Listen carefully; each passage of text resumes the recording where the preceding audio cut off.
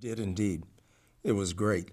Having the homes become the quote private street type place there at 4043 and 4400 Laclede was great. Having it closed off, if you will, homes being built in there, actually new homes, and those being rehabbed and what have you. Just wonderful.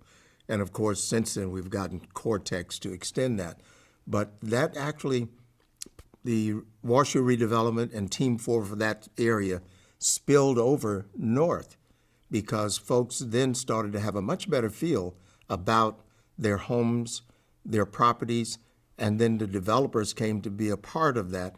And there's not just a couple developers, there's probably 12 to 15. Some I got to know personally while still at the drugstore.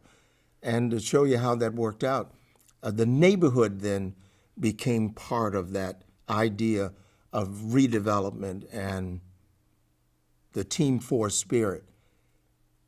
I don't know if you were around, but you did mention you were familiar with some of the area, but at Laclede, for instance, the neighborhood wanted a new grocery store, one that could provide good services throughout or within its space for everybody who lived within a mile. The other stores hadn't quite done that. They thought Straub's, of course, had things, but didn't have the supermarket stuff. Well, Washoe was helping to do that, and we tried to get National to open a store on Laclede, just east of Euclid. And National decided not to do it, and they built down on Sarah and Lindell. However, some of the developer types devolved. Then if we can't get that, we will get like a strip mall type thing, which one did come to Taylor and Forest Park. But the neighborhood, and I'll say I was part of that, said, no, that's not what we want at Euclid and Laclede, because the things that would go into the strip would be a repetition and not a plus. So we kept lobbying, and we got a developer who had been interested in building homes. But the developer didn't want to build homes, but instead thought this might be a place to start building condominiums. Hence the Wexford, which has turned out to be wonderful.